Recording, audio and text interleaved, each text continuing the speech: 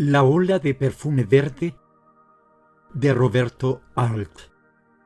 Yo ignoro cuáles son las causas que lo determinaron al profesor Hagenbuch a dedicarse a los naipes, en vez de volverse visco en los tratados de matemáticas superiores.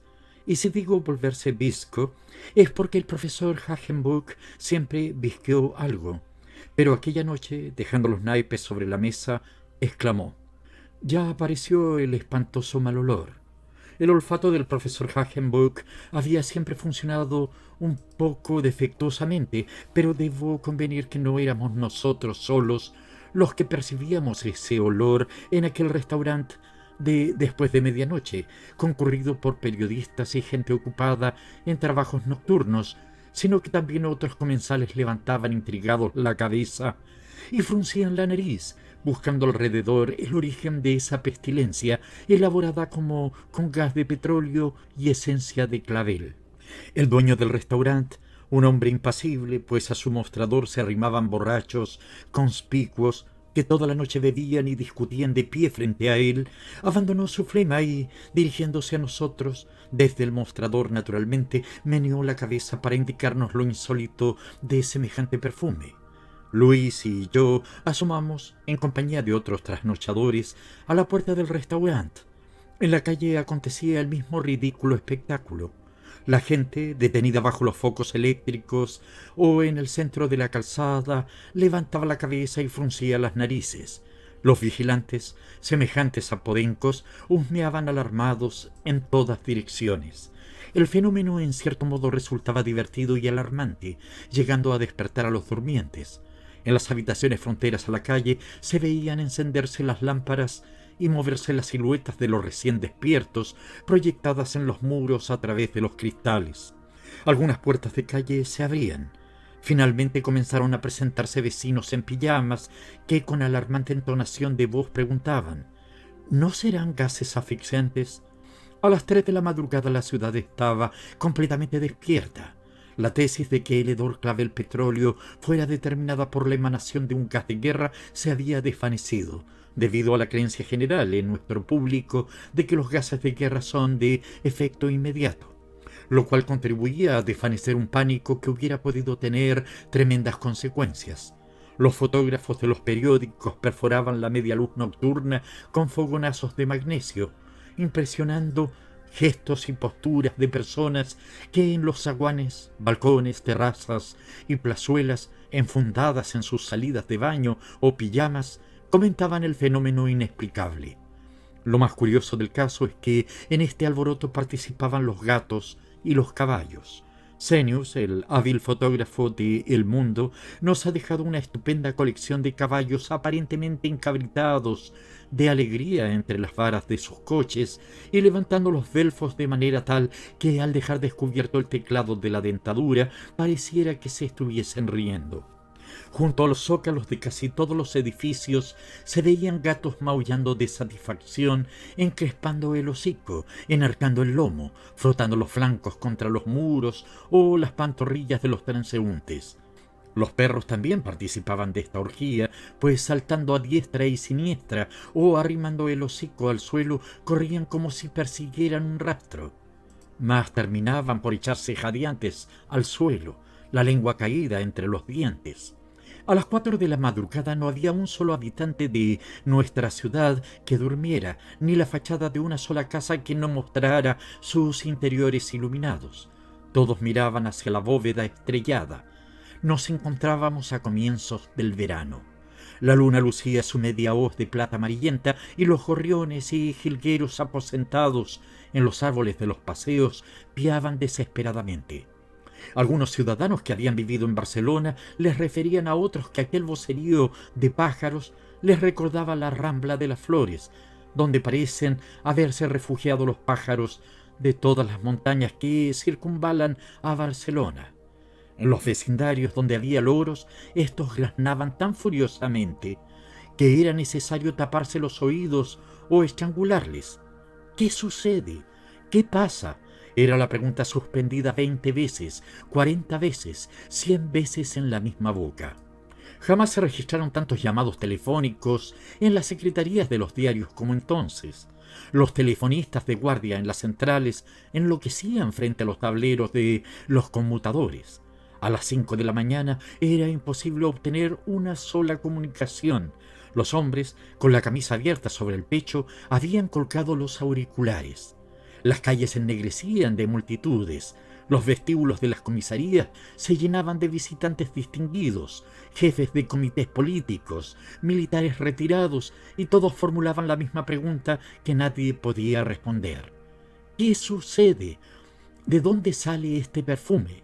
Se veían viejos comandantes de caballería, el collar de la barba y el bastón de puño de oro, ejerciendo la autoridad de la experiencia, interrogados sobre química de guerra. Los hombres hablaban de lo que sabían y no sabían mucho. Lo único que podían afirmar es que no se estaba en presencia de un fenómeno letal, y ello era bien evidente, pero la gente les agradecía la afirmación. Muchos estaban asustados y no era para menos. A las 5 de la mañana se recibían telegramas de Córdoba, Santa Fe, Paraná y por el sur de Mar del Plata, Tandil, Santa Rosa de Toay, dando cuenta de la ocurrencia del fenómeno. Los andenes de las estaciones servían de gente que, con la arrugada nariz empinada hacia el cielo, consultaban ávidamente la fragancia del aire. En los cuarteles se presentaban oficiales que no estaban de guardia o con licencia. El ministro de Guerra se dirigió a la Casa de Gobierno a las 5:15 de la mañana. Hubo consultas e inmediatamente se procedió a citar a los químicos de todas las reparticiones nacionales a las 6 de la mañana. Yo, por no ser menos que el ministro, me presenté en la redacción del diario. Cierto es que estaba con licencia o enfermo, no recuerdo bien, pero en estas circunstancias un periodista prudente se presenta siempre. Y por milésima vez escuché y repetí esta vacua pregunta. ¿Qué sucede? ¿De dónde viene este perfume?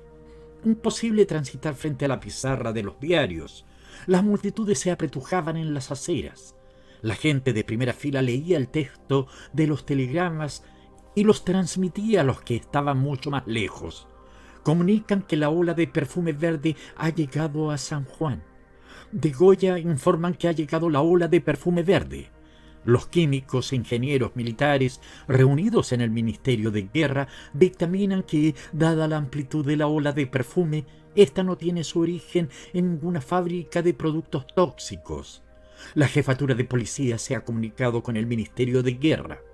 No se registra ninguna víctima y no existen razones para suponer que el perfume petróleo o clavel sea peligroso. El Observatorio Astronómico de La Plata y el Observatorio de Córdoba informan que no se ha registrado ningún fenómeno estelar que pueda hacer suponer que esta ola sea de origen astral.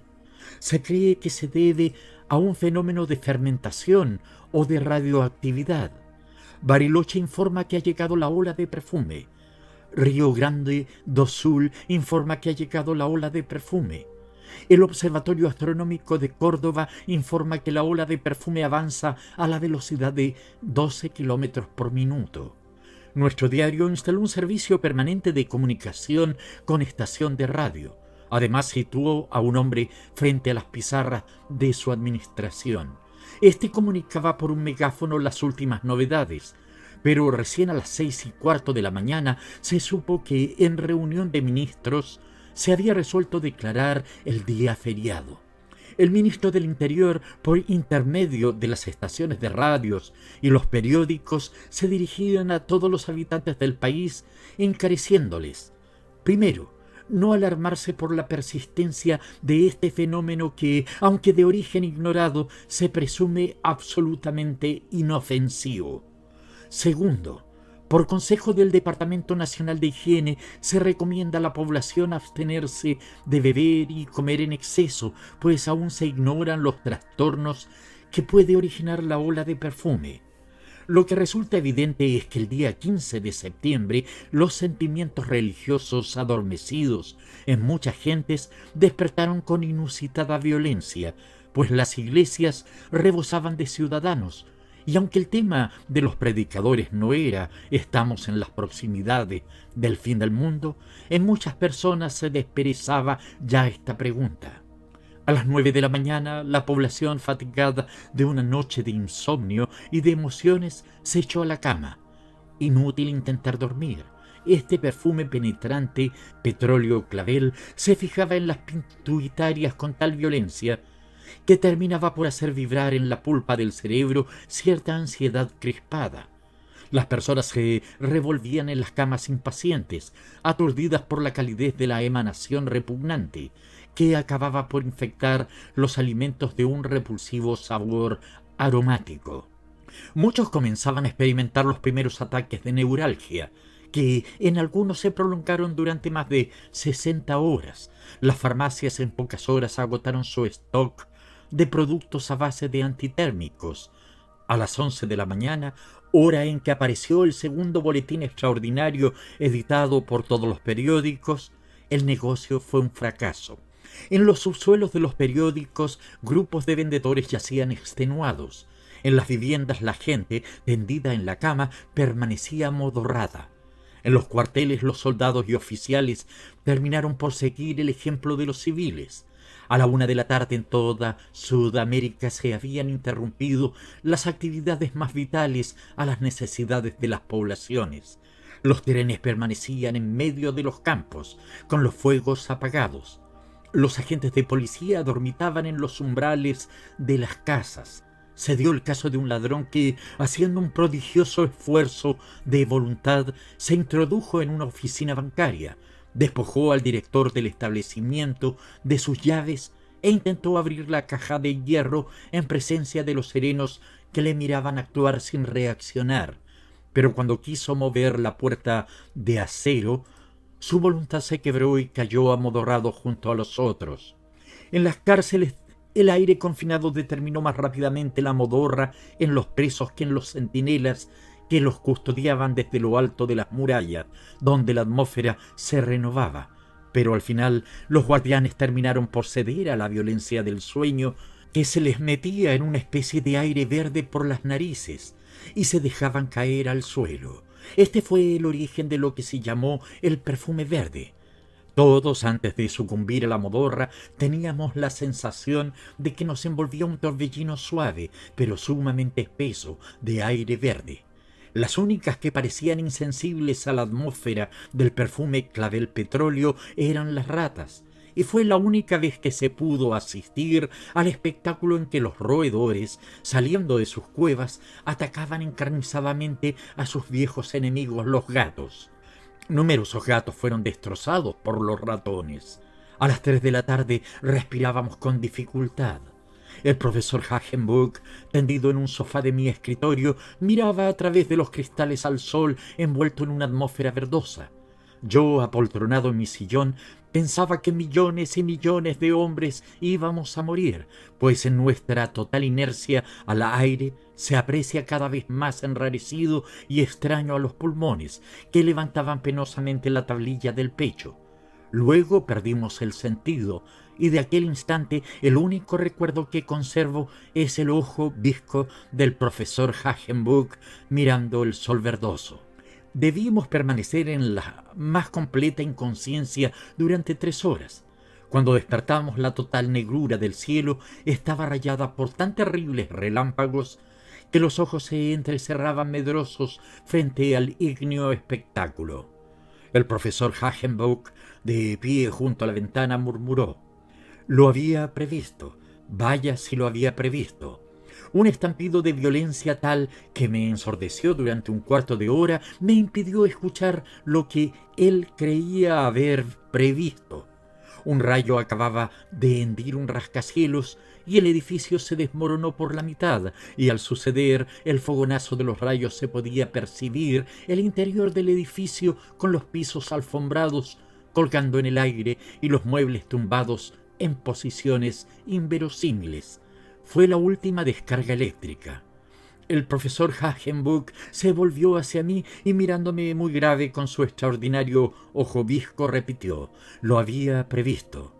Irritado me volví hacia él. «¿Qué es lo que había previsto usted, profesor?», grité. «Todo lo que ha sucedido». Sonreí incrédulamente. El profesor se echó las manos al bolsillo, retiró de allí una libreta, la abrió y en la tercera hoja leí: descripción de los efectos que los hidrocarburos cometarios pueden ejercer sobre las poblaciones de la Tierra. ¿Qué es eso de los hidrocarburos cometarios? El profesor Hagenbuch sonrió piadosamente y me contestó: la sustancia dominante que forma la cola de los cometas. Nosotros hemos atravesado la cola de un cometa. ¿Y por qué no lo dijo antes? Para no alarmar a la gente.